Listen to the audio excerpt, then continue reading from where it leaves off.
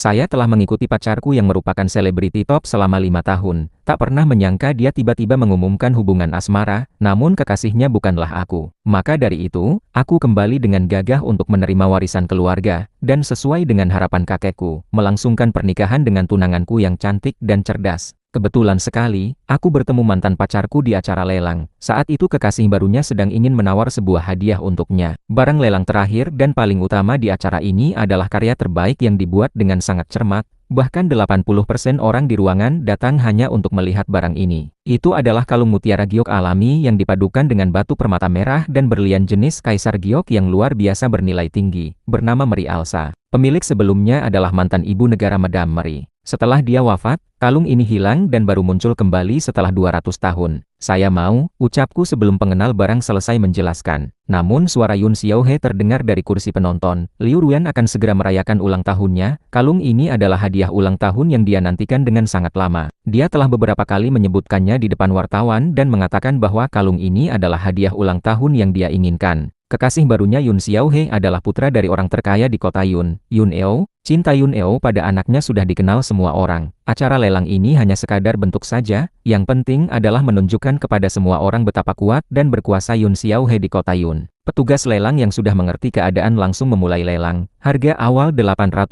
yuan, silakan menawar. 1 juta yuan, Yun Xiaohe dengan tegas mengajukan tawaran. Ruangan sejenak sunyi, kemudian mulai ada yang menawar. 1,2 juta, 2 juta, 3 juta, hingga 5 juta yuan. Perlahan-lahan orang lain tidak bisa mengikuti lagi. Yun Xiaohe sangat yakin akan memenangkan lelang karena menganggap 5 juta yuan bukanlah angka besar baginya. Ketika dia menawar hingga 9,5 juta yuan, ruangan menjadi sunyi. Meskipun harga itu masih jauh dari nilai sebenarnya kalung, tidak ada yang berani bersaing dengan Yun Xiaohe. Lebih baik memberikan rasa hormat kepada keluarga Yun. Yun Xiaohe tersenyum sombong. 9,5 juta yuan pertama kalinya, 9,5 juta yuan kedua kalinya, 10 juta yuan. Aku mengangkat papan penawar saat Yun Xiaohe berpikir dia sudah menang. Matanya menyipit dan menoleh padaku. Dia merasa sangat tidak senang, terutama ketika dia melihat bagaimana Liu Ruan melihatku, membuatnya semakin marah. Malam ini dia seharusnya menjadi pusat perhatian semua orang. Dari mana orang ini muncul? Dia bahkan tidak mengenalku. Sepertinya perlu kujelaskan siapa yang berkuasa di sini, pikirnya. 11 juta yuan, Yun Xiaohe menambah tawaran. 12 juta yuan, aku mengikutinya. 13 juta yuan, Yun Xiaohe tidak mau kalah. 14 juta yuan, aku mengangkat papan dengan cepat dan tegas. Yun Xiaohe berhenti dan menatapku dengan dingin. Aku merasakan pandangannya dan menatapnya kembali. Keluarga Yun telah menguasai kota Yun selama 100 tahun dan menumpuk kekayaan yang luar biasa. Kepala keluarga Yun Eo bahkan selalu berada di peringkat atas daftar kekayaan Forbes. Karena itulah Yun Xiaohe punya modal untuk menghabiskan jutaan yuan hanya untuk membeli perhiasan sebagai kado ulang tahun pacarnya. Namun jika dia ingin bersaing denganku, rasanya dia terlalu menyangka diri. Apakah Anda yakin bisa membayarnya, Tuan? Tanya Yun Xiaohe dengan suara dingin. Aku sering mendengar bahwa kekayaan keluarga Yun sangat besar dan tak terukur. Hari ini aku ingin melihat seberapa dalam kekayaan mereka, jawabku dengan tenang. Kata-kataku membuat Yun Xiaohe dan orang di sekitarnya terkejut. Posisi keluarga Yun di kota Yun sangat penting. Siapa sangka orang yang tidak dikenal ini berani menguji kekuatan keluarga Yun. Sungguh terlalu sombong dan tidak tahu diri. Yun Xiaohe tidak menyangka aku begitu berani untuk bertentangan dengannya bahkan menguji kekayaan keluarganya. Rasa kompetitifnya benar-benar terpicu. 15 juta yuan, 16 juta yuan. Aku selalu menawar 100.000 yuan lebih tinggi dari tawarannya. Harga semakin tinggi dan tidak masuk akal. Wajah Yun Xiaohe juga semakin memerah karena marah. Dia sangat kesal dan berpikir, siapa orang ini sebenarnya? Dia benar-benar menghabiskan uang seolah-olah itu bukan sesuatu yang berharga, padahal kalung ini tidak seharga itu. Sementara itu Liu Ruan diam dengan wajah yang lebih pucat dari Yun Xiaohe. Dia tidak berani bersuara atau menarik perhatian karena takut aku akan membongkar hubungan kita di masa lalu di depan Yun Xiaohe dan menyebabkannya mendapat masalah. Dia sangat mengenal sifat Yun Xiaohe, meskipun sekarang dia bersedia menghabiskan jutaan yuan untuknya. Jika dia tahu tentang hubungan kita dulu, dia pasti akan segera meninggalkannya. Yun Xiaohe benar-benar marah. Sepanjang hidupnya belum pernah ada orang yang berani bertentangan dengannya seperti ini. 50 juta yuan, jeritnya dengan keras. Seluruh ruangan menjadi heboh. Meskipun kalung itu berharga tinggi, pasti tidak sampai 50 juta yuan. Kenapa tidak melanjutkan? Ayo lanjut. Bisakah Anda membayar 51 juta yuan? Tunjukkan kemampuan Anda, ujar Yun Xiaohe dengan sombong sambil menatapku. Aku tersenyum sedikit. 100 juta yuan. Sebelumnya ada kesalahan tulisan yang mungkin merupakan kesalahan ketik, diartikan sebagai petugas lelang yang terkejut. Ruangan langsung sunyi total. Beberapa detik kemudian petugas lelang baru menyadari dan berteriak, 100 juta yuan pertama kalinya. Dia melihat ke arah Yun Xiaohe, yang wajahnya sudah sangat pucat seolah terserang pukulan berat. 100 juta yuan adalah angka yang terlalu besar, bahkan dia tidak mungkin membayarnya. Ayahnya hanya memberi batas maksimal 30 juta yuan, dan dia sudah melebihi batas itu dengan menawar 50 juta yuan. Tak pernah terpikirkan orang gila ini akan menawar hingga 100 juta yuan. Aku tetap tenang seolah-olah 100 juta yuan hanya lelucon semata. Namun di acara lelang, menawar berarti setuju untuk membeli. 100 juta yuan kedua kalinya, 100 juta yuan ketiga kalinya, berhasil terjual. Selamat kepada tuan ini. Liu Ruan akhirnya tidak tahan lagi. Dia berdiri dengan keras dan menunjukku sambil berteriak. Dia tidak punya uang sama sekali. Lihatlah, dia hanya datang untuk mengganggu. Dia adalah seorang penipu. Yun Xiaohe yang sedang marah besar langsung bertanya, apakah Anda mengenalnya? Tentu saja aku mengenalnya. Siapa yang tidak mengenalnya? Dia adalah artis pria yang terkenal karena namanya buruk. Mu Xian, jawab Liu Ruan dengan gigit gigi. Orang di sekitar mulai berbisik dan menunjuk padaku. Oh, ternyata dia adalah Mu Xian, selebriti tingkat bawah yang dikatakan hidup dari uang pacarnya. Betul sekali, ujar Liu Ruan dengan tersenyum sinis, bagaimana mungkin dia punya uang untuk membeli barang ini? Dia pasti penipu. Namun aku tidak memperdulikan mereka sama sekali, hanya bersandar di sofa dengan menyilangkan kaki dan menonton aksi mereka dengan tenang. Mu Xian, kamu tidak tahu apa yang telah kamu lakukan, kan? Kamu telah menawar barang ini dengan harga 100 juta yuan, jadi kamu harus membayarnya. Jika tidak bisa membayar, kamu akan dibuang ke laut untuk dimakan ikan. Kamu sudah berada di ambang kematian, kata Liu Ruan dengan suara dingin. Aku hanya menatapnya dengan wajah tidak tahu apa-apa dan bertanya. Liu Ruan melanjutkan, kamu benar-benar berpikir kita tidak berani membawamu ke laut untuk dimakan ikan? Jangan banyak bicara dengannya, kata Yun Xiaohe sambil mendekat.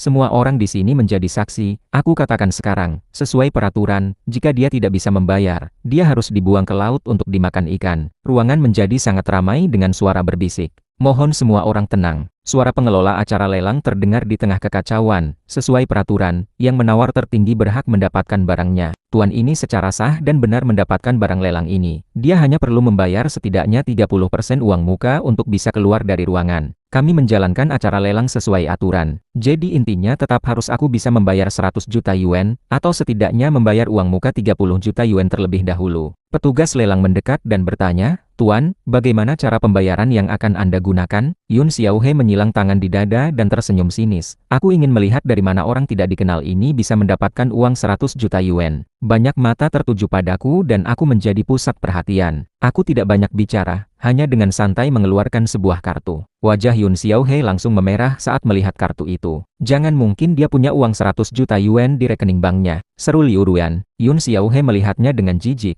Bukan rekening bank biasa, itu adalah kartu hitam yang bisa digunakan untuk mengambil uang tanpa batas. Tidak hanya 100 juta yuan, bahkan 1 miliar yuan juga bisa dicairkan. Liu Ruan tentu tahu tentang kartu hitam tapi tidak pernah melihatnya secara langsung. Dia merasa bingung dan bertanya, bagaimana mungkin dia punya kartu hitam? Jika dia punya, mengapa tidak memberikannya padaku untuk digunakan dulu? Yun Xiaohe berbisik sendiri, bukankah kartu ini hanya ada 3 di seluruh dunia? Dari mana dia mendapatkannya? Liu Ruan masih tidak percaya. Pasti palsu, atau dia menemukan atau mencurinya. Petugas memverifikasi kartu itu dan mengumumkan bahwa itu adalah kartu hitam dari Bank Global. Seluruh ruangan terkejut, siapa sangka orang yang tidak dikenal ini benar-benar bisa membayar 100 juta yuan. Mohon Tuan untuk datang ke belakang panggung bersama kami, ujar petugas dengan sopan. Tidak perlu memasukkan kata sandi, cukup bawa saja untuk diproses, jawabku dengan tenang. Petugas merasa sangat terhormat dan membawa kartu hitam itu pergi. Tak lama kemudian, pemilik acara lelang berlari mendekat dengan wajah penuh senyum dan sikap sangat hormat. Tidak tahu tuan ini adalah putra dari keluarga mana? Apakah harus menjadi putra keluarga terkenal untuk bisa membeli barang di sini?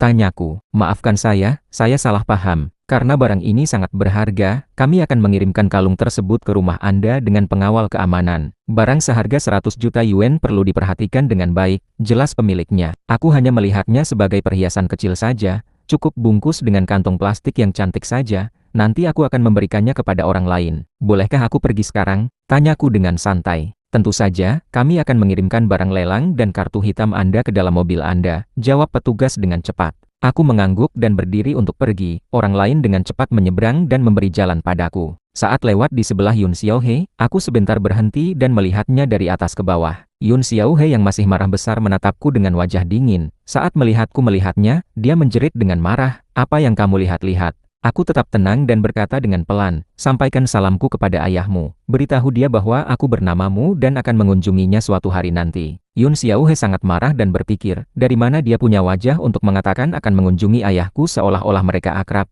Tiba-tiba dia terkejut. "Tunggu, dia bilang dia bernamamu. Muxian. Apakah dia Muxian yang disebut sebagai putra mahkota? Apakah itu benar-benar dia tadi atau hanya hayalanku?" Liu Ruyan yang bingung bertanya, "Ada apa dengan nama keluargamu? Apakah ada keluarga terkenal dengan nama itu?" Dia berpikir keras tapi tidak menemukan keluargamu yang terkenal baik di kota Yun maupun di seluruh negeri. Namun wajah Yun Xiaohe sangat pucat dan penuh ketakutan. Dia tidak mendengar apa yang dikatakan Liu Ruyan dan terus berbisik sendiri, "Muxian, dia adalah Muxian, dia adalah putra mahkota. Apakah itu benar-benar dia tadi atau hanya hayalanku?" Kemudian Liu Ruyan mengikuti Yun Xiaohe dengan hati yang hancur. Pada saat itu ponselku berbunyi, ada pemberitahuan berita dengan judul Liu Ruyan mengumumkan hubungan asmara dengan putra keluarga kaya raya Yun Xiaohe. Berita itu terus menyebar dan menduduki peringkat atas di halaman trending. Aku tidak ada kerjaan jadi membukanya untuk melihat. Hampir semua komentar adalah ucapan selamat untuk hubungan mereka. Citra Liu Ruyan digambarkan sebagai wanita yang cantik dan suci. Dia punya banyak penggemar dan tim humasnya bekerja dengan baik.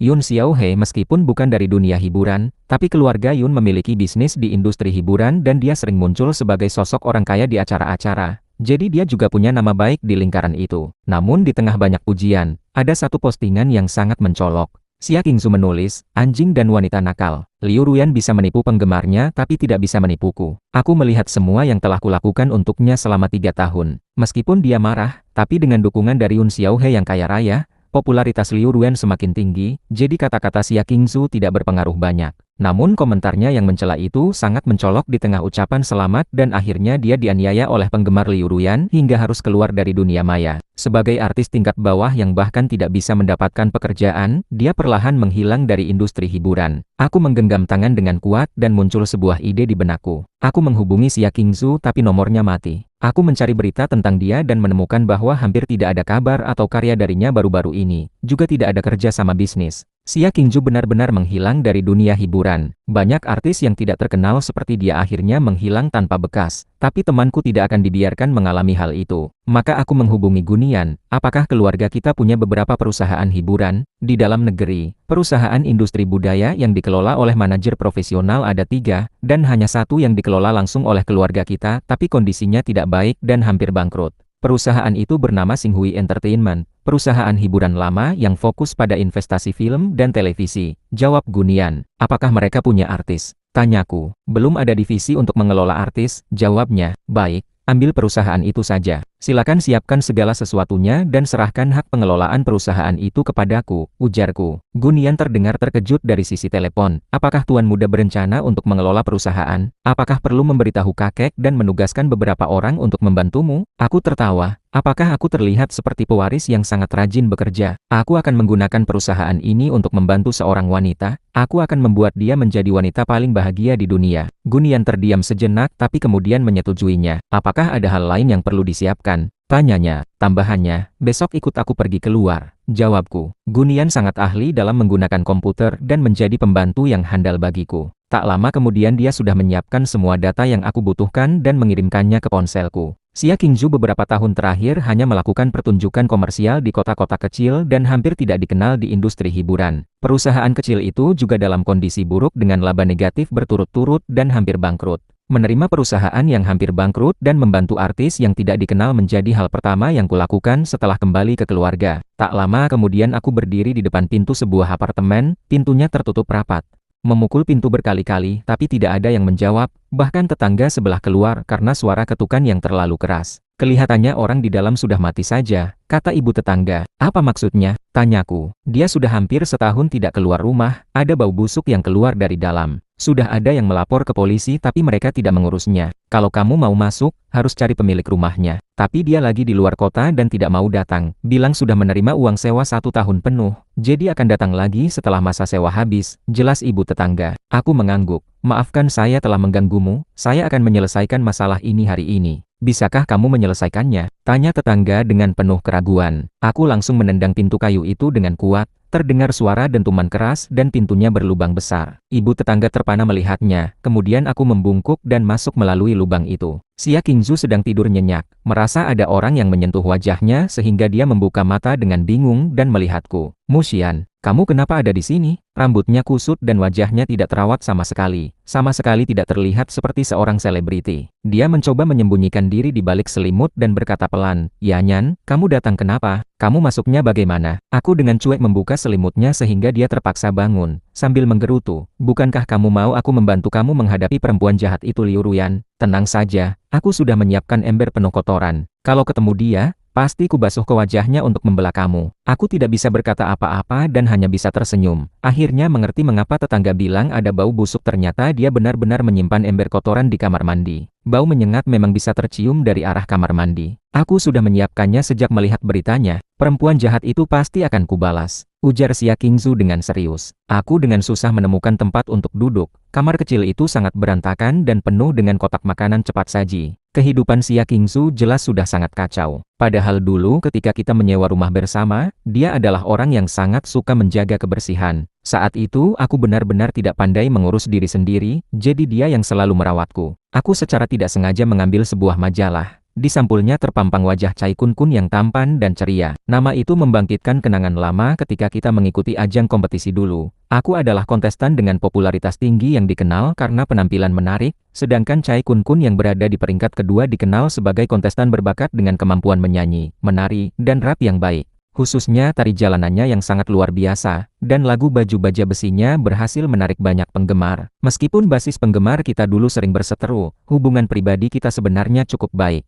Setelah aku pergi, Xia Qingzu selalu ditekan oleh kelompok pendukung Cai Kun, bahkan karirnya semakin memburuk. Aku sebenarnya sudah tahu kondisi Xia Qingzu sejak lama, tapi saat itu aku berselisih dengan keluarga dan tidak bisa membantunya. Namun sekarang semuanya berbeda, meskipun gadis nakal ini sudah lama terpuruk, dia tetap menjaga bentuk tubuhnya dengan baik. Dia memang orang yang sangat disiplin, sering pergi ke gym untuk berolahraga. Wajahnya berbentuk telur yang anggun dan elegan, senyumnya sangat manis. Bahkan ada sebuah bintik air mata di sudut matanya yang membuatnya terlihat sangat cerdas dan menarik. Menurutku penampilan Xia Qingzu sangat mudah dikenali dan dia juga memiliki daya tarik bagi penonton. Tapi perusahaan manajemen sebelumnya jelas tidak menyukai keunikan itu. Mereka menetapkan jalur karir untuknya sebagai wanita dingin dan angkuh. Bahkan menggunakan riasan untuk menutupi bintik air matanya. Beberapa tahun terakhir, gaya wanita dingin dan angkuh sangat populer di industri hiburan. Banyak selebriti wanita bahkan merasa bangga ketika disebut dengan julukan tuan atau master. Namun aku tidak berpikir begitu. Xia Qingzu membersihkan dirinya sebentar, kemudian memegang wajahku dengan senyum dan berkata, "Yanyan yang baik, biarkan aku lihat apakah matamu merah karena menangis." Aku sudah tahu tentang beritanya. Sebenarnya aku berencana menghubungimu hari ini. Tidak bisa begitu saja memaafkan perempuan jahat itu, Liu Ruyan. Aku dengan tidak sabar mendorong tangannya. Aku bukan datang untuk berbicara tentang Liu Ruyan. Aku dengar dari tetangga, kamu sudah hampir setahun tidak keluar rumah. Tanyaku. Xia Qingzu menggelengkan kepala. Bagaimana mungkin tidak keluar rumah selama setahun? Itu pasti orang sakit jiwa. Aku hanya mengubah jadwal tidur saja. Tidur di siang hari dan keluar di malam hari. Dia berhenti sejenak lalu melanjutkan, utamanya untuk menghindari bertemu orang. Aku tidak bisa berkata apa-apa dan berkata,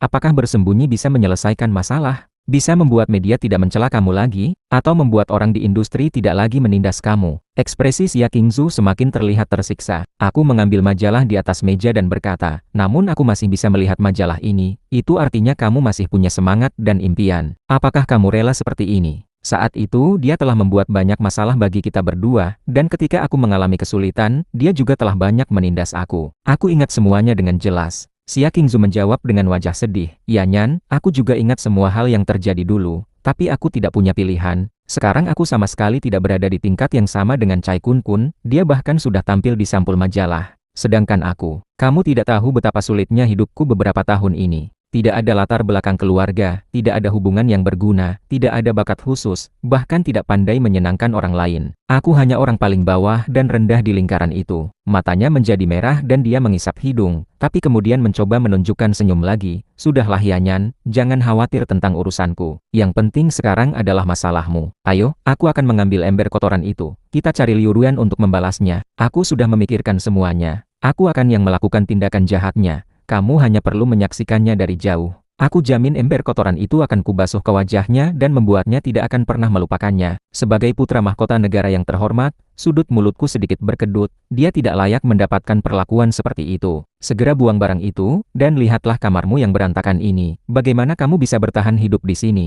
Xia Qingzu menggaruk-garuk kepalanya dengan bingung. Jadi kamu tidak datang untuk menghadapi Liu Ruyan bersamaku. Aku tidak punya waktu luang seperti itu. Aku datang untuk mengajakmu menghadiri malam amal malam ini. Xia Qingzu benar-benar bingung. Malam amal? Apa yang kamu bicarakan? Kamu belum melihat postingan di Weibo kan? Tanyaku. Xia Qingzu menggeleng. Setelah memposting komentar untuk mencela Liu Ruyan kemarin, aku langsung pergi menyiapkan barang itu di kamar mandi. Ketika pulang aku merasa sangat tidak nyaman karena baunya sehingga langsung tidur. Pasti aku lagi-lagi banyak dipermalukan dan dicela orang. Aku berkata dengan nada sedikit marah. Pertama-tama keluarkan barang itu dari kamar mandi. Kita buang bersama-sama. Kemudian aku akan membawamu untuk membuat penampilan. Menghadapi Liu Ruyan juga perlu penampilan yang bagus bukan? Xia Qingzu salah paham maksudku dan berkata, masih perlu membuat penampilan? Apakah dia layak? Aku tidak bisa menahan tawa melihatnya. Kemudian berkata, lebih baik kita menandatangani kontrak manajemen dulu. Karena mulai dari saat ini, kamu adalah artis milikku. Aku membuka tas tangan dan mengeluarkan sebuah kontrak yang sudah dicap resmi lalu memberikannya padanya. Xia Qingzu menerima kontrak dengan wajah bingung. Setelah melihat tulisan di atasnya, dia benar-benar terkejut. Kontrak manajemen dari Xinghui Entertainment. Dia dengan tergesa-gesa membuka kontrak dan membacanya. Sejak perusahaan manajemen sebelumnya membatalkan kontrak dengannya, dia tidak pernah diterima oleh perusahaan baru. Dia dengan cepat membaca beberapa halaman dan berkata, kontraknya sangat sederhana, bukankah kamu hanya bercanda saja? Padahal kontrak itu memang dibuat secara mendadak dari template di internet. Tapi aku tersenyum dan berkata, kalau kamu rasa belum cukup rinci, kita bisa membuat kontrak baru yang lebih lengkap beberapa hari lagi. Xia Qingzu mengerutkan kening dengan bingung dan bertanya, apa maksudmu? Aku tidak mengerti apa yang kamu bicarakan. Aku pernah berjanji bukan, jika kelak salah satu dari kita sukses dan kaya raya, kita harus membantu yang lain. Sekarang waktuku untuk memenuhi janji itu. Mulut Xia Qingzu terbuka lebar seolah bisa menampung sebuah telur. Kamu bilang kamu sudah sukses dan kaya raya, aku tidak bisa begitu saja menyebutnya kaya raya. Jawabku dengan santai, aku hanya kembali ke keluarga untuk menerima warisan saja. Xinghui Entertainment adalah salah satu perusahaan milik keluarga kami. Xia Qingzu melihatku dengan tidak percaya, menerima warisan keluarga. Apakah kamu sedang bercanda denganku? Aku menggeleng dan berkata dengan tenang, aku tidak pernah memberitahumu sebelumnya. Tapi sebenarnya keluargaku sangat kaya. Lebih kaya dari yang kamu bayangkan. Bahkan aku sendiri tidak tahu pasti berapa banyak kekayaannya. Pokoknya sangat banyak saja. Dia melihat kembali kontrak dan melihat cap merah di atasnya. Kemudian berkata dengan cemas, Yanyan, membuat cap palsu adalah pelanggaran hukum lo. Kita tidak boleh melakukan hal seperti itu.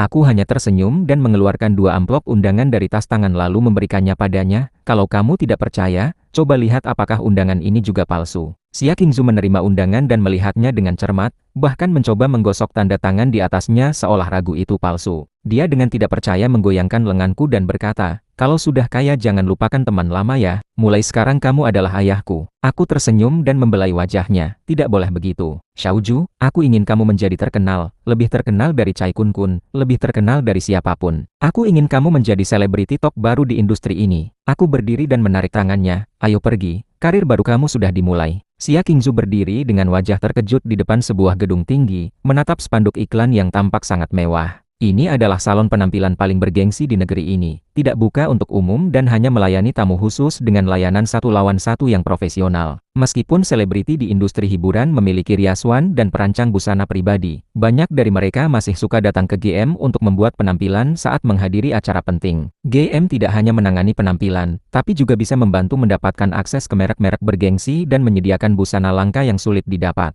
Di lingkaran itu, bisa menggunakan layanan GM adalah hal yang sangat membanggakan. Xia Qingzu tidak pernah membayangkan bahwa suatu hari dia akan berdiri di depan pintu seperti ini. Bahkan semalam dia masih berpikir tentang bagaimana cara membalas Liu Ruyan dengan membiarkannya ember kotoran untuk membela aku, kemudian keluar dari industri hiburan secara permanen. Tapi sekarang dia justru berdiri di sini untuk bersiap menghadiri pesta malam itu. Apakah tingkatnya tidak terlalu tinggi? Kata Xia Qingzu dengan sedikit cemas. Aku hanya tersenyum dan berkata, kita tidak punya pilihan lain. Qiu, pemilik GM, langsung keluar untuk menyambut kami dengan penuh semangat dan berjabat tangan denganku dengan hormat. Kemudian berkata, aku sudah menerima pesan dari Pak Jin Ge dan tahu bahwa anak angkatnya akan datang. Aku sangat senang dan merasa sangat terhormat. Aku sedikit tersenyum dan berkata, semua urusan ini akan menyusahkanmu. Tidak masalah sama sekali. Sangat terhormat bisa melayani Anda. Silakan ikuti aku, perancang penampilan sudah menunggu, kata Qiyu dengan senyum. Sangat baik, ayo pergi. Saat itu pintu lift terbuka dan Xia Qingzu sedikit menjerit. Aku melihat ke arah yang dia lihat dan memang melihat Cai Kun bersama manajernya. Mereka baru saja keluar dari lift dan berhenti ketika mendengar suara Xia Qingzu, kemudian menoleh ke arah kami dengan ekspresi terkejut dan menatapku. Sudah beberapa tahun tidak bertemu, Cai Kun terlihat lebih berkarisma. Dia mengenakan jas malam warna hitam dengan gaya rambut pendek dan tampilan yang keren, sangat berwibawa. Setelah lulus dari ajang latihan selebriti, dia membuat debut sebagai peringkat pertama dan menjadi pemimpin grup pria yang sangat populer. Sekarang dia adalah salah satu selebriti top di industri hiburan. Setelah melihat kami, ekspresinya langsung penuh permusuhan, tapi manajernya segera menariknya seolah mengingatkan untuk tidak mencari masalah. Cai Kun dengan susah payah menahan amarahnya dan berniat pergi, tapi kemudian mendengar aku berkata dengan tenang, Pak Qi baru saja membanggakan bahwa GM sangat menjaga privasi pelanggan. Tapi menurutku privasinya tidak terlalu baik ya, baru keluar lift saja sudah bertemu dengan barang kotor. Cai Kun yang tadinya masih bisa menahan diri langsung marah besar dan berbalik menghadapiku dengan penuh kemarahan. Jaga mulutmu.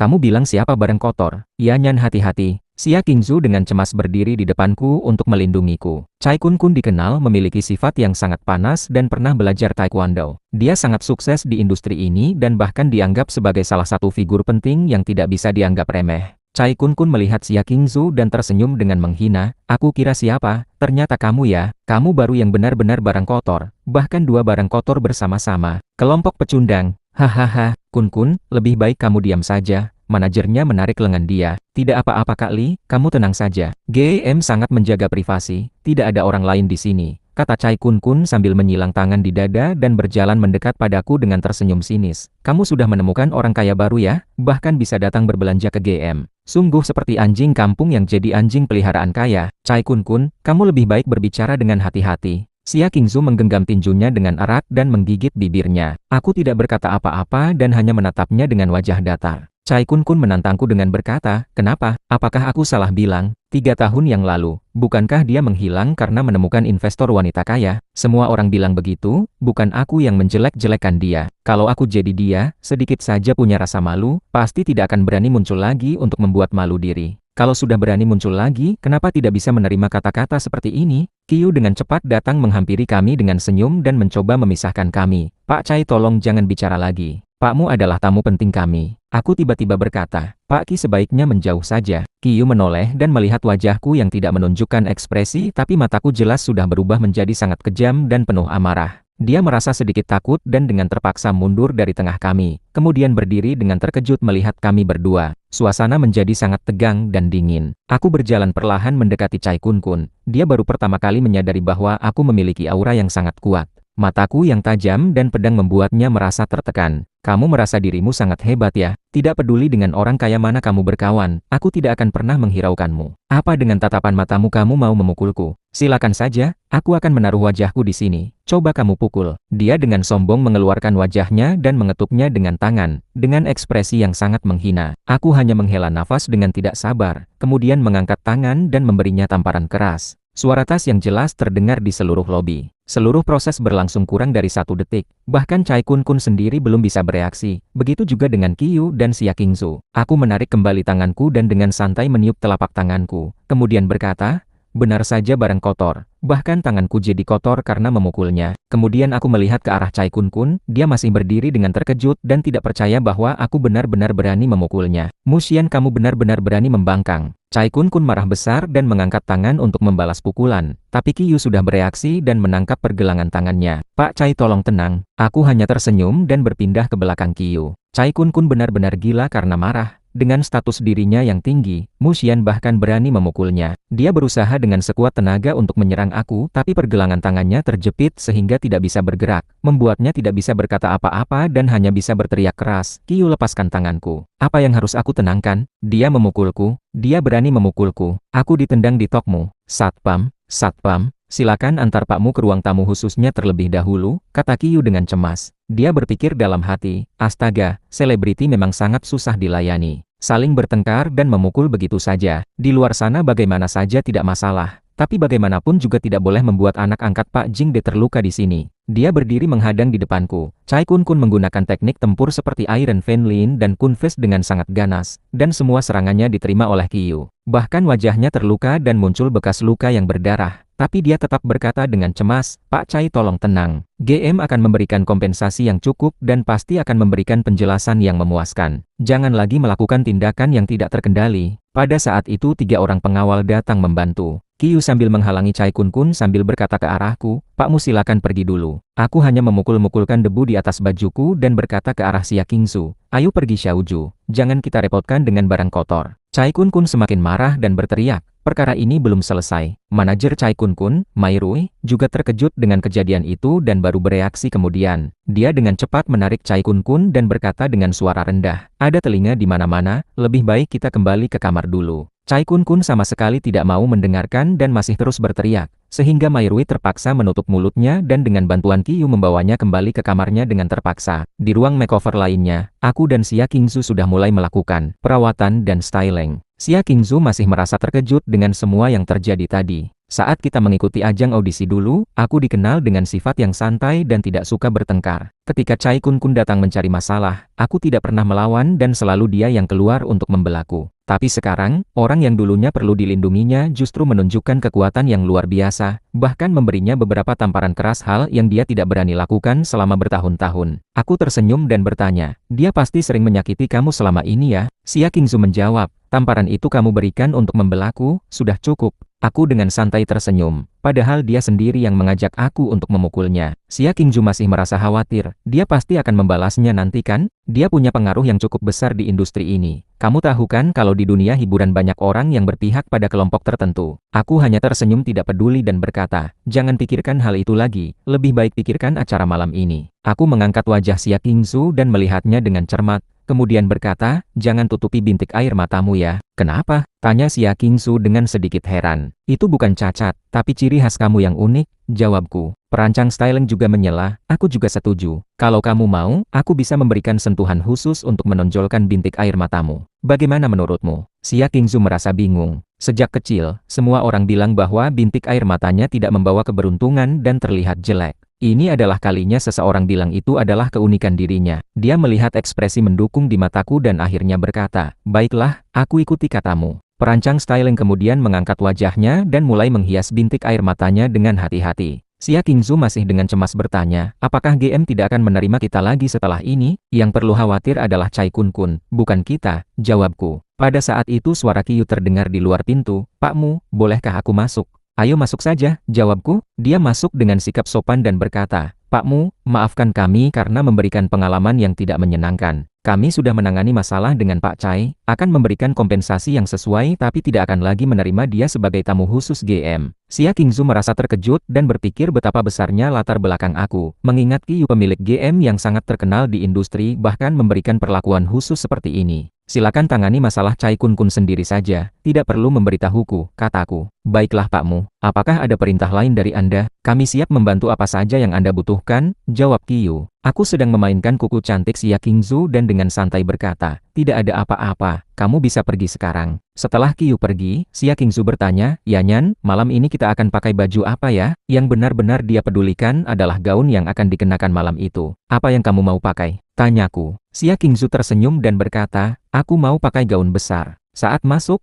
roknya harus bisa menempati ruang terluas. Dia menggunakan kedua tangannya untuk menggambarkan bentuk rok yang sangat besar. Sebelum berangkat ke pesta, aku duduk di dalam mobil dan melihat cerminan wajahku di kaca jendela. Aku mengambil kamera dan mengambil foto wajahku dengan cepat, kemudian langsung mengirimkannya ke akun sosialku. "Tunggu dulu." Xia Qingzu mencoba menghalangiku dengan cepat, tapi gerakanku sudah terlalu cepat sehingga dia tidak bisa menghentikanku. "Kenapa kamu tidak menyunting fotonya dulu?" tanya Xia Qingzu dengan wajah terkejut. "Astaga, selebriti yang memposting foto diri tanpa menyunting. Mushian, kamu benar-benar bisa bersikap seenaknya itu." Aku menunjuk wajahku dan berkata, "Belumkah kamu dengar julukanku? Tidak perlu menyunting, karena aku sudah sempurna." Aku juga sudah tidak memposting apa-apa di Weibo selama bertahun-tahun. Foto itu langsung menimbulkan heboh di antara penggemar setelah diposting. Apakah aku salah melihat? Itu benar-benar Mushian. Dia akhirnya kembali. Pada saat yang sama, siaran langsung acara malam juga mulai dimulai. Tak lama kemudian, serangkaian mobil mewah warna hitam berdatangan ke karpet merah, dan para selebriti mulai muncul satu persatu. Chai Kun muncul mengenakan setelan jas rancangan khusus yang sangat keren dan menarik perhatian banyak orang.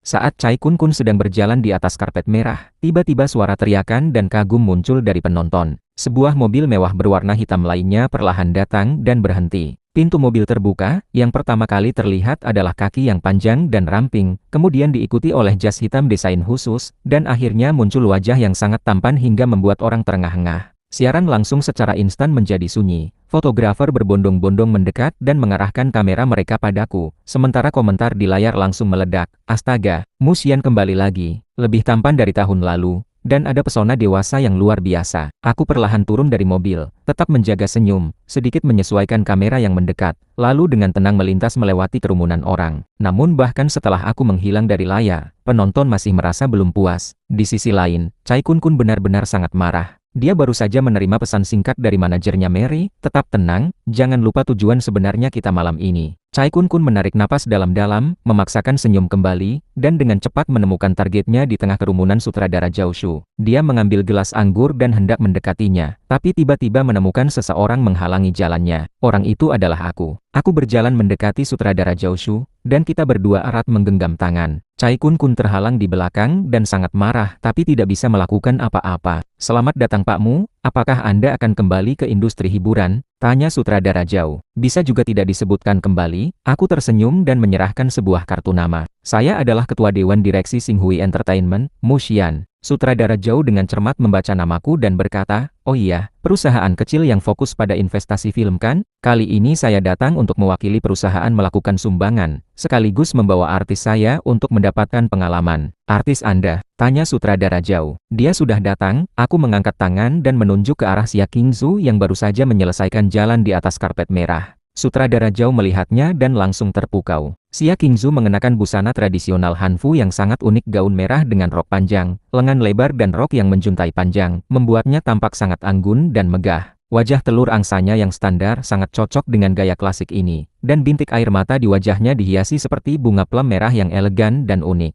Di tengah banyak selebriti yang menunjukkan pesona modern mereka, munculnya gadis dengan gaya kostum kuno seperti dia benar-benar memberikan kesan segar dan berbeda. Aku melihat ekspresi terkejut sutradara Zhao dan tersenyum lalu berkata, ini adalah artis pertama yang kami kontrakkan Xia Qingzu. Saya dengar sutradara sedang mencari pemeran untuk film kostum baru Anda. Sutradara Zhao segera mengerti dan tersenyum lalu mengangguk. Pak Mu sangat memperhatikan ya. Xinhui Entertainment kan? Semoga kita bisa bekerja sama dalam waktu dekat. Ketika kita sedang membicarakan kerjasama, Chai Kun yang terus-menerus terhalang akhirnya tidak tahan lagi dan hendak menerjang ke depan, tapi tangannya langsung ditahan oleh asistennya. Aku memanggil, Qingzu, datang sini untuk menyapa sutradara Zhao. Xia Qingzu menunjuk hidungnya dengan bingung, memanggil saya, dia menekuk diri untuk datang mendekat dan dengan sopan menyapa sutradara Zhao. Baik. Sangat memiliki pesona klasik juga, pujinya dengan senyum. Saya tidak menyadari sebelumnya, Xia Qingzu akhirnya menemukan posisi yang tepat untuk diri Anda. Wajah Xia Qingzu menjadi merah dan dia berkata dengan penuh semangat, apakah ini mimpi? Sutradara bahkan berbicara denganku. Dia dengan malu menyentuh pipinya. Sutradara Zhao tertawa dan berkata, bagaimana mungkin mimpi? Terima kasih atas dukungannya. Saya akan pergi ke sisi lain untuk berbincang dengan teman lama. Kita bisa melanjutkan pembicaraan nanti. Setelah sutradara Zhao pergi, Xia Qingzu dengan senang hati memelukku dan berkata, aku rasanya sedang bermimpi. Sutradara bahkan memuji aku. Yanyan, aku sangat mencintaimu. Tiba-tiba, Chai Kun muncul dari sisi dengan suara yang ditekan dan mata penuh permusuhan. Mu Xian, kamu memang sengaja bukan? Aku menjawab dengan jujur. Ya, memang saya sengaja. Chai Kun awalnya berniat berkata dengan nada sindiran, tapi tidak menyangka aku akan menjawab dengan langsung. Dia benar-benar sangat marah dan tanpa berpikir panjang, dia mengangkat gelas anggur merah yang di tangannya dan hendak menyiramkannya ke wajahku. Aku dengan cepat menangkap pergelangannya dan sedikit memutarnya, membuat Chai Kun tidak bisa bergerak sama sekali. Dia membuka mata lebar-lebar dan mencoba menarik tangan kembali. Aku dengan nada datar berkata, kamera ada di mana-mana, apakah Anda benar-benar tidak takut difoto? Malam ini Anda sudah kalah dalam persaingan. Apakah Anda ingin kehilangan kesopanan juga? Chai Kun menggigit bibirnya dengan kuat dan berkata, aku tidak akan kalah.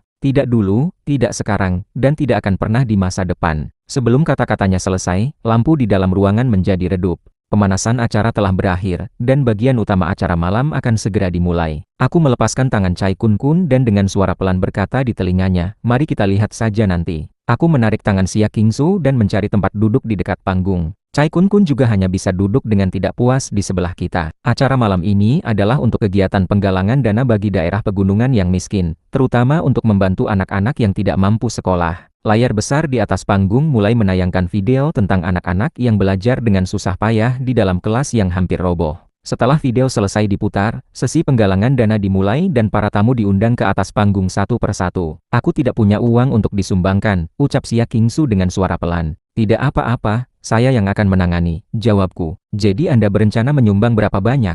Tanya Xia Qingsu. Belum berpikir dengan jelas, jawabku dengan nada santai. Chai Kun tidak tahan dan menyela. Mungkin Anda tidak mau menyumbang ya? Bukankah Anda adalah ketua perusahaan Xinhui Entertainment? Minimal harus menyumbang ratusan juta kan? Xia Qingsu dengan tidak sabar membantahnya. Berapa banyak yang disumbangkan itu tidak ada hubungannya dengan Anda. Chai Kun dengan sinis berkata, saya sudah mencari tahu, Xinhui Entertainment hampir bangkrut bukan? Mengapa Anda berpura-pura menjadi bos kaya? Saat Chai Kun sedang bersemangat berbicara, pembawa acara tiba-tiba menghentikannya. Pak Chai Kun, apakah Anda sudah memutuskan berapa banyak yang akan disumbangkan? Chai Kun hanya bisa menjawab dengan tidak jelas, tapi tidak menyangka pembawa acara langsung memberikan mikrofon padaku. Aku dengan percaya diri menjawab, karena saya adalah ketua perusahaan, tentu saja tidak boleh menyumbang lebih sedikit dari orang lain. Pembawa acara tertawa dan berkata, sangat berani sekali ya. Jadi maksud Anda pasti akan menyumbang lebih banyak dari Pak Chai Kun?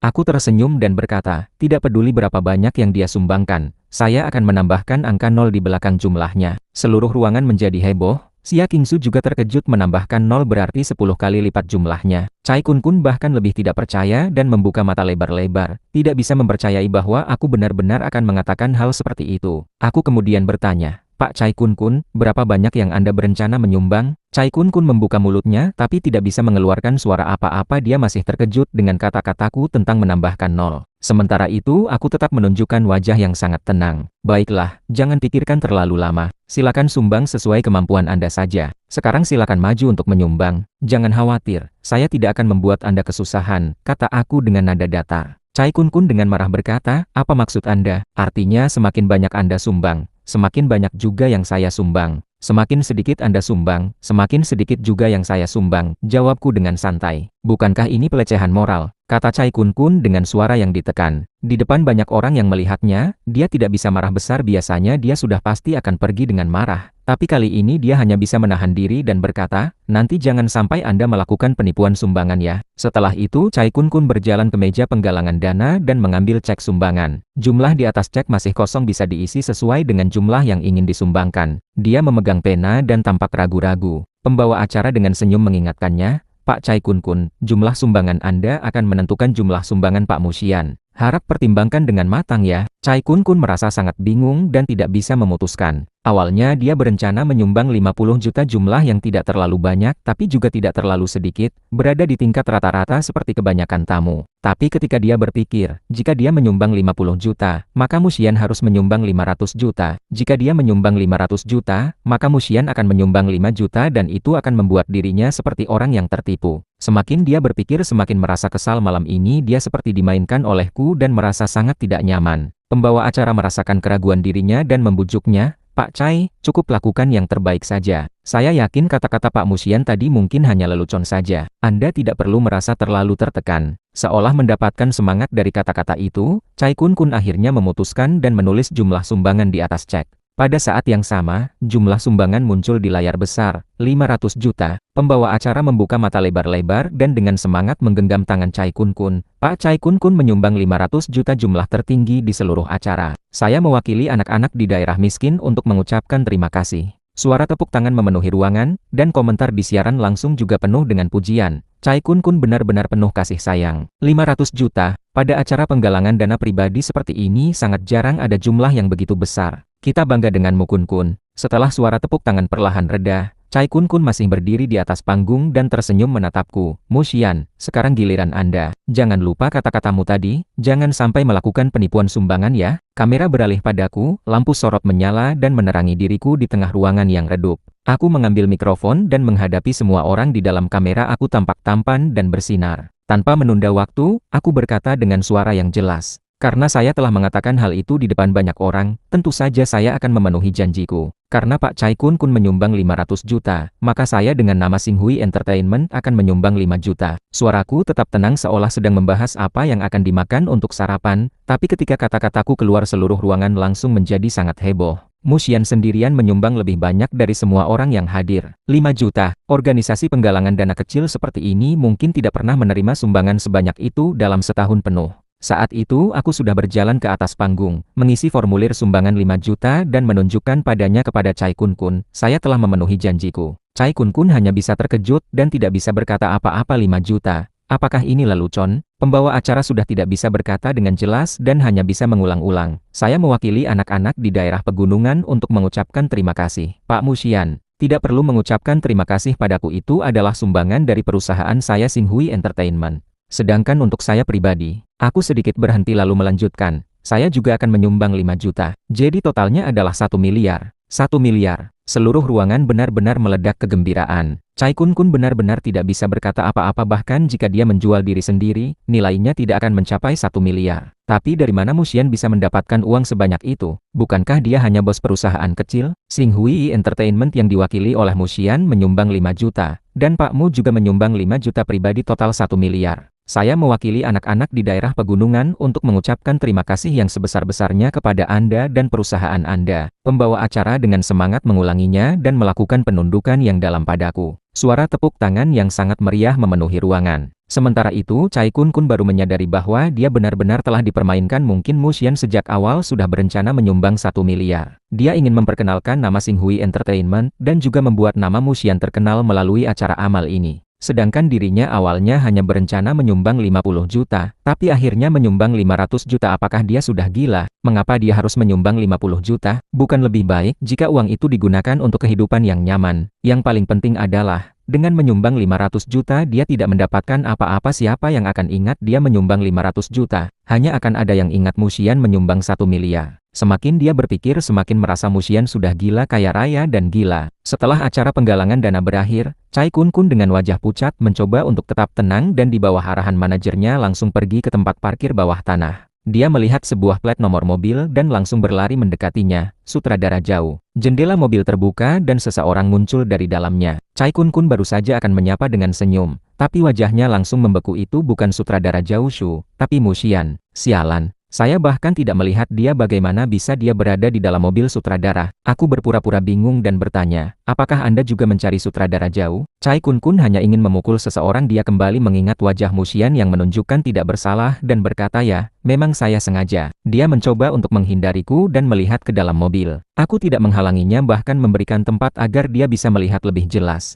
Ketika Chai Kun melihat ke dalam mobil, dia melihat Xia Qingzu yang tidak pernah dia hargai juga berada di dalamnya seolah sedang bersandar pada pohon besar untuk mendapatkan perlindungan. Sedangkan sutradara Zhao Shu duduk di sebelahku dan tampak sedang berbicara denganku dengan sikap yang sedikit mengharapkan kebaikan. Aku menunjuk ke arah Chai Kun dan baru saja sutradara Zhao menyadarinya, lalu mengangkat tangan untuk menyapa. Chai Kun juga dengan canggung mengangkat tangannya untuk menyapa, kemudian hanya bisa melihat dengan mata kepala sendiri ketika mobil mulai bergerak dan cepat menghilang dari pandangannya. Saat itu di dalam mobil, aku dengan terkejut berkata, sutradara Zhao, Anda ingin saya mengikuti cara reality show cinta? Betul sekali Pak Mu, jawab sutradara Zhao. Menempatkan Xia Qingzu dalam film kostum baru saya tidak akan menjadi masalah sama sekali. Tapi saya punya satu syarat kecil, yaitu berharap Anda bisa berpartisipasi dalam acara reality show cinta yang akan segera mulai syuting oleh studio saya. Betul Pak Mu, menempatkan Xia Qingzu dalam film baru saya tidak masalah. Tapi saya punya satu syarat kecil, yaitu Anda mau berpartisipasi dalam acara reality show cinta yang akan segera kami produksi. Sutradara Zhao membawaku ke studionya dan mengeluarkan banyak berkas informasi. Aku melihat buku panduan promosi yang tebal dengan cermat. Judul acara adalah Pulau Emas Mencari Cinta, yang cukup unik. Acara reality show cinta yang populer akhir-akhir ini biasanya diberi nama seperti Sinyal Cinta atau Rumah Cinta yang terdengar sangat manis. Tapi Pulau Emas Mencari Cinta terdengar sangat berbeda. Saat itu sutradara Zhao mulai menjelaskan, acara reality show cinta yang murni sudah terlalu banyak. Para selebriti berpura-pura menjadi pasangan di acara, tapi di dunia nyata mereka saling berselisih dan hubungan cintanya hanya hayalan yang dibuat dengan akting. Penonton sudah tidak tertarik lagi. Namun acara yang akan kami buat oleh studio ini menggunakan konsep petualangan ditambah cinta. Petualangan di Pulau Emas. Petualangan seperti apa? Tanyaku. Sutradara Zhao menjawab, para peserta akan mendarat di sebuah pulau terpencil, di mana mereka harus bertahan hidup, mencari cinta, dan menjelajahi pulau itu. Kami sudah membuat 2 musim acara ini sebelumnya, apakah Anda pernah melihatnya? Belum pernah melihatnya, tapi terdengar cukup menarik dari apa yang Anda ceritakan, jawabku. Sutradara Zhou tertawa dan berkata, tidak mengherankan jika Anda belum pernah mendengarnya. Sekarang ini yang penting adalah popularitas acara yang bisa Anda lihat dan dengar. Pasti harus mengundang selebriti terkenal dengan promosi yang besar agar bisa dikenal oleh penonton. 2 musim pertama kami tayangkan secara daring dengan peserta dari kalangan masyarakat biasa. Hasilnya cukup baik dan kami mendapatkan sekelompok penggemar yang setia. Aku membuka buku panduan promosi dan melihat data dari 2 musim sebelumnya. Acara tersebut ditayangkan secara eksklusif di platform Quyun. Dan sebagai acara daring dengan peserta masyarakat biasa, jumlah tayangan mencapai 2 juta, angka yang cukup mengesankan. Melihat aku sedang membacanya dengan serius, sutradara Zhou segera berkata, setelah mengumpulkan pengalaman dari 2 musim sebelumnya, untuk musim ini selain menggunakan konsep petualangan ditambah cinta, kami akan mengundang para tokoh terkenal dari berbagai bidang, tidak hanya dari industri hiburan. Kami bertekad untuk membuat acara ini menjadi yang terbaik dan menjadi acara reality show terpopuler tahun ini. Mengundang tokoh terkenal dari berbagai bidang terdengar cukup menarik, kataku. Aku terkadang juga melihat acara reality show cinta, dan pesertanya biasanya adalah selebriti terkenal. Jujur saja, bisa dikatakan satu kata, palsu. Jika diganti dengan orang sukses dari bidang lain, mungkin akan memberikan hasil yang tidak terduga. Tempat tujuan kita kali ini adalah Pulau Emas, pulau yang memiliki nilai petualangan yang tinggi. Tim produksi kami dengan kebetulan berhasil menghubungi pemilik pulau itu dan menjadi kelompok pertama yang bisa menjelajahinya. Izinkan saya bertanya sedikit, Pakmu, apakah Anda saat ini masih lajang? Aku langsung berdiri dan hendak pergi. Tapi sutradara Zhou mengejar dan bertanya, jadi apakah Anda sudah menyetujuinya? Ide acara Anda terdengar cukup bagus, dan kebetulan saya sedang tidak terlalu sibuk akhir-akhir ini, jadi tidak apa-apa jika saya ikut sekadar bersenang-senang saja, jawabku. Saat aku sampai di pintu, aku tiba-tiba berbalik dan tersenyum lalu menambahkan, dan ya, saya memang masih lajang. Bahkan saya berharap bisa menemukan pacar melalui acara Anda. Sutradara Zhou tersenyum dan berkata, dengan keunggulan Anda Pakmu, pasti bisa menemukan pasangan yang cocok. Mari kita tunggu saja hasilnya. Saat aku sampai di rumah, aku mengambil ponsel untuk melihat berita di platform media sosial. Berita tentang diriku malam ini sudah berada di peringkat atas tren. Aku sedang melihatnya dengan senang hati ketika melihat dari sudut pandang mata seorang gadis yang baru saja keluar dari kamar mandi. Dia dengan tenang duduk di atas tempat tidur dan menggunakan handuk untuk mengeringkan rambutnya yang masih basah. Tangan aku terpeleset dan ponsel jatuh dengan keras tepat di wajahku. Aku mengambil ponsel dan menyentuh hidungku yang sudah memerah karena tertimpa ponsel, lalu berkata dengan wajah merah, "Sumo, kenapa kamu ada di sini?" Sumo tidak menjawab pertanyaanku tapi malah membuka mulutnya dan berkata, "Kamu akan ikut acara reality cinta ya? Dari mana kamu tahu?" "Oh, pasti yang bilang Sui 20, kan? Sekarang aku mulai curiga, kamu menempatkan adikmu di dekatku. Bukankah itu bentuk kepedulianmu padaku?" Semakin aku pikirkan, semakin sulit untuk mengungkapkannya. Bukannya aku mau, tapi aku hanya menuruti kata kakek. Keluarga perlu menemukan pasangan yang cocok untuk menikah dan punya anak. Jika kondisinya cocok, mungkin saja setelah kembali dari pulau itu, aku akan menjadi ayah. Sumo duduk di tepi tempat tidur, bibirnya sedikit menggairahkan, dan matanya yang lembut sangat manis. Suara lonceng berbunyi. "Ayo semangat." Pada hari keempat, Xia Qingzu meneleponku. "Ning, bukankah kamu ikut acara Xuan Ai Huang Jin Dao karena aku?" Suara Xia Qingzu di telepon terdengar tidak penuh rasa syukur, melainkan penuh kegembiraan. "Kenapa kamu begitu senang? Kamu tidak tahu, aku adalah penggemar berat seri acara Xuan Ai. Aku sudah mengikuti 2 musimnya. Jika kamu bisa berpartisipasi, tidak peduli dengan siapa kamu berpasangan, aku akan menjadi penggemar pasangan kamu." Aku hanya bisa terdiam dan berpikir, mengapa teman-temanku sepertinya sedikit tidak waras.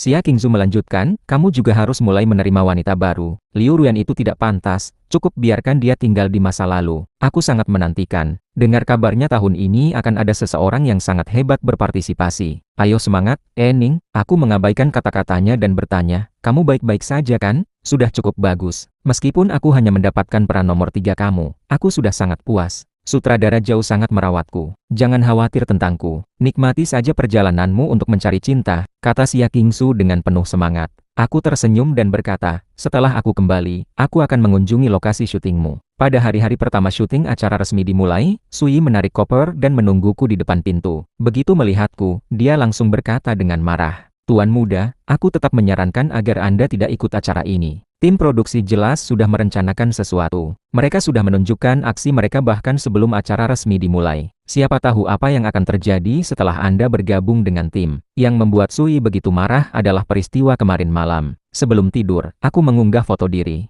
Kemudian akun resmi acara Sun Meng Huang Jindao memberikan komentar menyebutkan bahwa aku tampan. Saat ini, identitas peserta acara masih dirahasiakan, jadi komentar dari akun resmi itu sama saja dengan membocorkan identitasku sebagai peserta. Komentar itu langsung mendapatkan banyak tanggapan dari penggemar. Sebagian besar menentang keikutsertaan aku dan meminta tim produksi menggantiku. Mengapa Musian boleh ikut?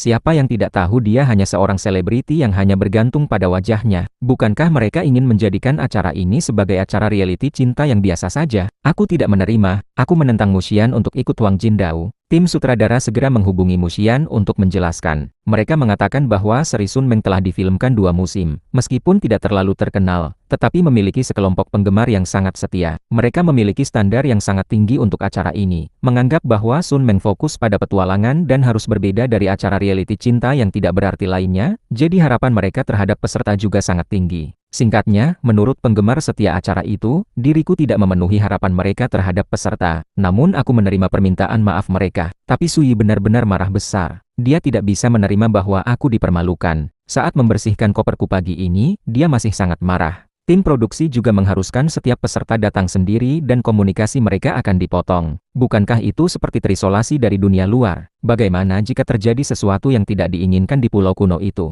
Semakin Sui memikirkannya, semakin dia merasa bahwa aku ikut acara ini sangat berbahaya. Tetapi aku sudah duduk di dalam mobil. Melalui kaca mobil, aku melihat wajah Sui yang penuh kekhawatiran dan berkata dengan sedikit candaan, "Jadi kamu tidak ingin aku ikut acara ini, karena kamu khawatir aku akan punya anak dengan kakakmu ya?" Sui sedikit terkejut dan berkata, "Tuan muda, tidak ada seperti itu." Aku menyela pembicaraannya. Kakek terus-menerus menyuruhku punya anak. Aku ikut acara ini untuk bertemu beberapa wanita hebat ini demi kelangsungan garis keturunan keluargamu. Paham tidak? Setelah itu aku tersenyum dan berkata, "Ayo berangkat." Sampai di bandara, aku terbangun dari tidur sebentar di dalam mobil dan sedang menguap ketika tiba-tiba mendengar Sui berkata dengan terkejut, "Liu Ruyan juga peserta." Aku melihat keluar dari jendela mobil tapi tidak melihatnya, namun melihat banyak penggemar yang menghalangi lorong bandara. Mereka mengangkat spanduk atau poster dan meneriakkan nama Liu Ruyan. Aku tidak bisa menjawab dengan jelas. Dari 8 peserta, hanya diriku yang sudah diumumkan secara resmi, sedangkan identitas yang lain masih dirahasiakan. Namun mungkin saja penggemar mereka sudah tahu kabar lebih awal dan datang ke bandara untuk menunggu. Tapi Huang Jindao adalah acara reality cinta, apa gunanya Liu Ruyan ikut?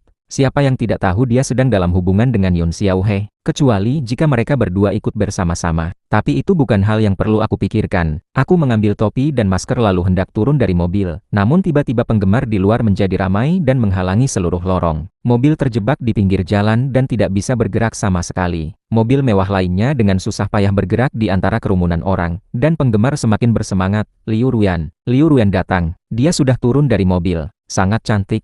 Petugas keamanan dengan susah payah menjaga kerumunan, dan penggemar terus meneriakkan namanya. Aku tidak bisa menahan diri untuk melihat keluar dari jendela dan melihat Liu Ruyan dan Yun Xiaohe turun bersama dari mobil mewah. Keduanya mengenakan perlengkapan luar ruangan yang simpel namun rapi, dan dengan santai saling memegang tangan sambil berjalan pelan di bawah pengawasan petugas keamanan. Sui melihatku dengan wajah khawatir dan berkata, "Tuan muda, bukankah Anda masih belum bisa melupakan dia? Apakah Anda ikut acara ini untuk menyatukan kembali hubungan dengan dia?" Aku menggelengkan kepala dengan tidak percaya dan berkata, "Sui, apa kamu hanya berpikir tentang hal itu? Bahkan jika aku harus hidup sendirian sampai mati, aku tidak akan pernah bisa bersatu kembali dengan Liu Ruyan. Tapi jika dalam perjalanan ini benar-benar ada Liu Ruyan dan Yun Xiaohe, pasti akan menjadi sangat menarik."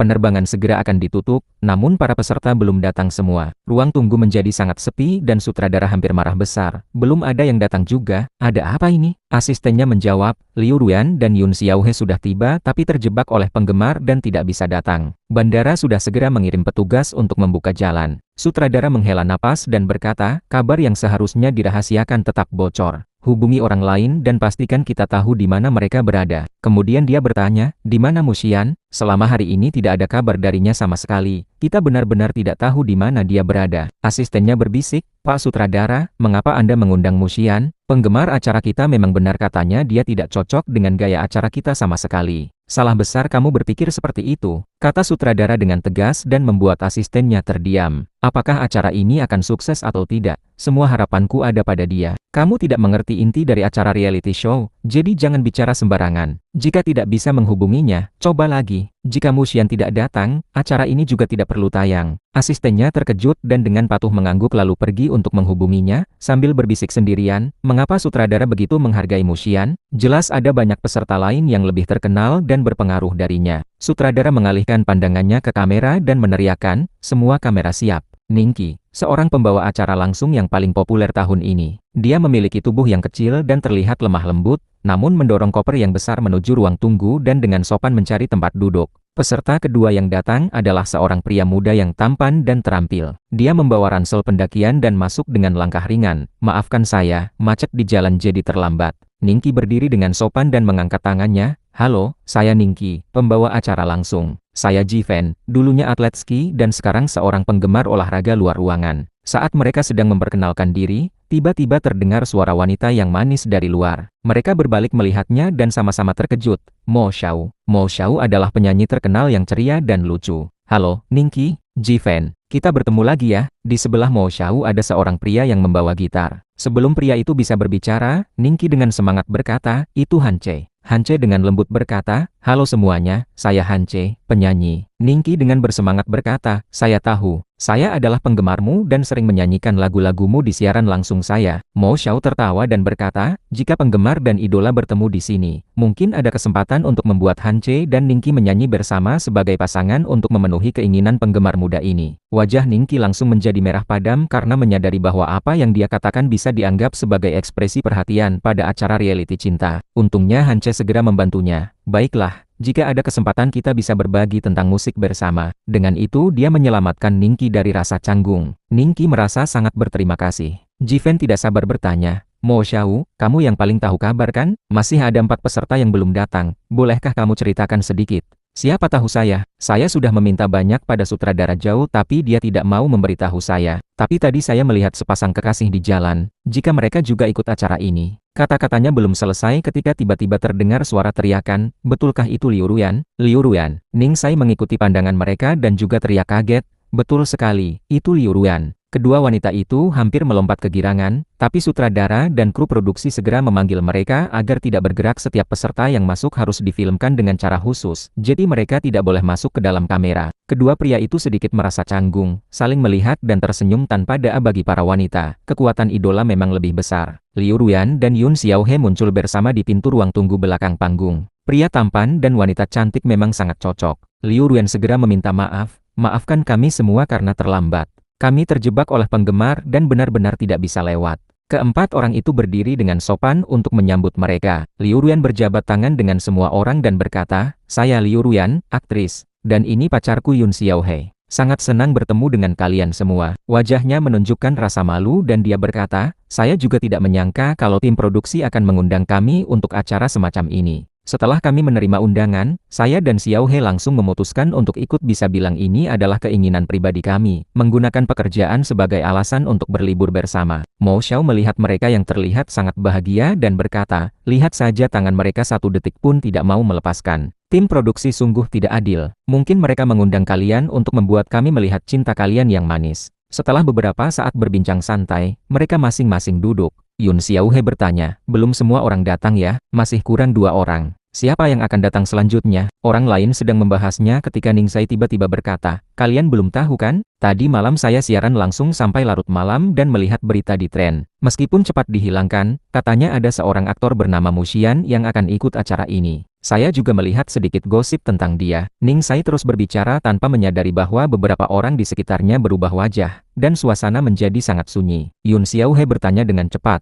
Mushian, kamu bilang Mushian akan ikut acara ini? Ning Sai mengedipkan mata dan menjawab, iya, dia saja. Wajah Yun Xiaohe menjadi serius dan dia melihat ke arah Liu Ruyan. Liu Ruyan juga terkejut dan sedikit menggelengkan kepala untuk menunjukkan bahwa dia tidak tahu apa-apa. Ning Sai melihat ekspresi mereka yang tidak biasa dan bertanya, ada apa kalau Mushian ikut acara ini? Saat itu Jiven tiba-tiba berkata, ada seorang pria yang sangat tampan sedang datang ke sini. Apakah itu dia? Semua orang mengikuti pandangannya dan Ning Sai dengan terkejut berkata, betapa tampannya dia. Wataknya sangat luar biasa juga. Seorang pria dengan bahu lebar dan pinggang ramping, mengenakan masker hitam dan setelan jas mewah yang sangat rapi, dengan penuh gaya berjalan menuju mereka. Betapa tampannya dia, kata Jiven tidak bisa dipercaya dan menggosok matanya. Pria itu berjalan dengan gagah memasuki ruang tunggu, melihat semua orang melalui maskernya, baru kemudian perlahan melepas maskernya dan menunjukkan wajahnya yang sangat tampan dengan senyum lembut.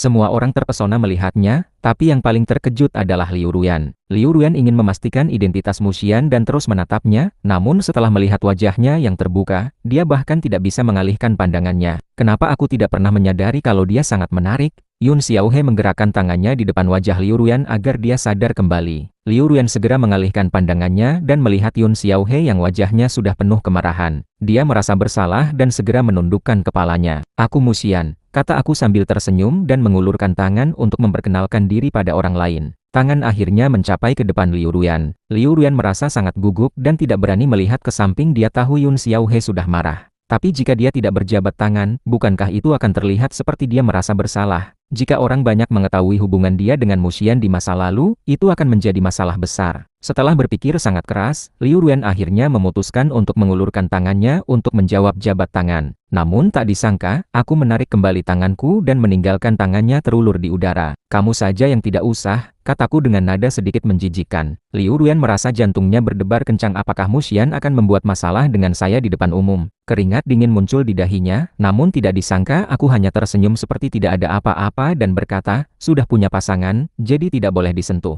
Liu Ruyan menghela napas lega dalam hati, tapi ketika melihat tatapan mataku yang seperti sedang menertawakan dia baru menyadari bahwa aku sengaja membuatnya canggung. Dia merasa bahwa perjalanan ini tidak akan mudah dan harus mencari cara untuk membuatku keluar dari acara. Setelah berbincang sebentar dengan orang lain, aku bertanya, masih ada orang yang belum datang ya? Mo Xiao menjawab, masih ada satu peserta terakhir yang akan datang sebagai tamu utama, pasti orang yang sangat hebat.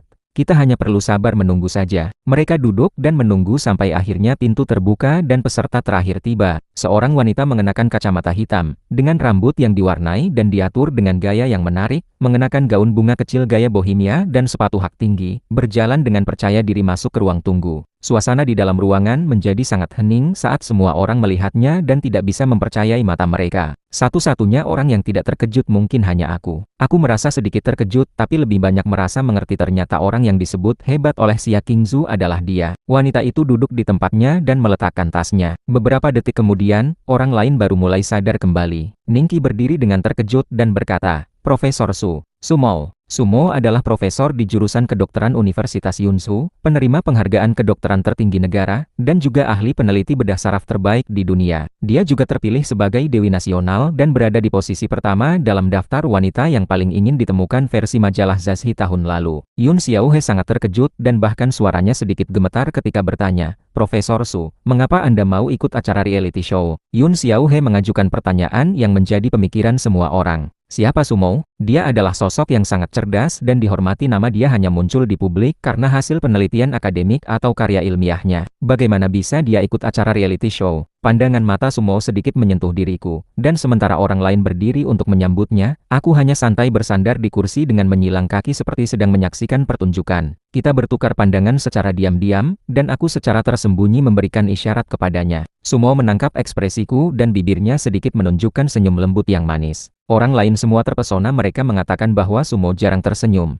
Tapi apakah ini benar-benar dia yang tersenyum? Sumo dengan tenang berkata, saya sedang mengambil cuti tahunan, dan setelah didesak oleh sutradara jauh, saya memutuskan untuk ikut untuk menyegarkan pikiran saya. Saya bekerja dalam penelitian ilmiah sejak lama dan tidak terlalu mengerti tentang hubungan antar manusia. Mohon maaf jika ada kesalahan. Aku menggelengkan kepala dan akhirnya tidak bisa menahan diri untuk berbicara. Orang baik yang menyembunyikan sifat jahatnya dan berpura-pura tidak mengerti hubungan antar manusia sungguh tidak perlu bersikap seperti itu. Setelah itu aku berkata, tuan-tuan dan nyonya-nyonya yang hebat, sudah saatnya kita naik pesawat bukan? Tim produksi juga mulai mengingatkan kita. Tim produksi berkata, mari naik pesawat dulu, kita bisa berbincang lebih banyak nanti. Di dalam pesawat hanya ada para peserta dan kru acara. Setelah naik pesawat, Aku santai menguap dan melihat sekilas ke belakang. Sumo duduk di belakangku dan sedang membaca buku dengan tenang. Aku mengalihkan pandanganku dan dengan santai mendengarkan pembicaraan orang lain. Maraton hanya merupakan hobi pribadiku, kata Jiven dengan ekspresi yang sangat percaya diri ketika membicarakan bidang keahliannya. Jika ada kebutuhan selama petualangan di pulau kali ini, silakan bilang saja. Saya memiliki pengalaman luar ruangan yang cukup banyak dan berharap bisa membantu semua orang. Yun Xiaohe tiba-tiba berkata, sepertinya ada beberapa orang pintar di antara kita 8 orang ya. Mo Xiao segera menambahkan, Tuan Yun, jika tidak salah ingat,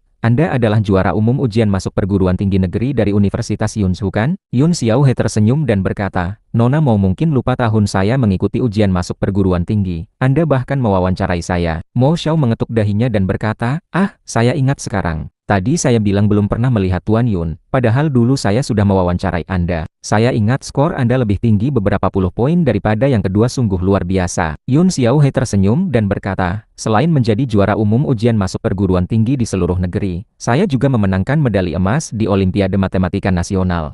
Dan nilainya lebih tinggi 6 poin daripada juara kedua nasional. Aku dengan tidak sabar sedikit mengangkat sudut bibir. Sebenarnya pembicaraan mereka sudah selesai, tapi Yun Xiaohe sengaja mengembalikan pembicaraan ke topik pendidikan. Ternyata dia ingin menunjukkan keunggulannya. Pada saat itu Yun Xiaohe menoleh padaku dengan senyum dan bertanya, Mu Xian, kamu kuliah di mana? Aku sudah menduga hal ini akan terjadi. Sejak mereka mulai membicarakan pendidikan, aku tahu bahwa pembicaraan pasti akan berujung padaku. Siapa yang tidak tahu kalau aku adalah anak yang keluar sekolah pada usia 16 tahun hanya untuk mengikuti ajang audisi selebriti? Apakah dia hanya merasa puas kalau bisa menunjukkan keunggulannya di depanku? Aku tidak akan membiarkannya melakukannya. Aku memperpanjang kata-kataku dan mengalihkan pandangan ke arah Sumo, yang juga sedang menatapku. Aku dan Profesor Su adalah teman sekolah. Kamu juga lulusan Universitas Yunsu. Mo Xiao menjerit dengan terkejut.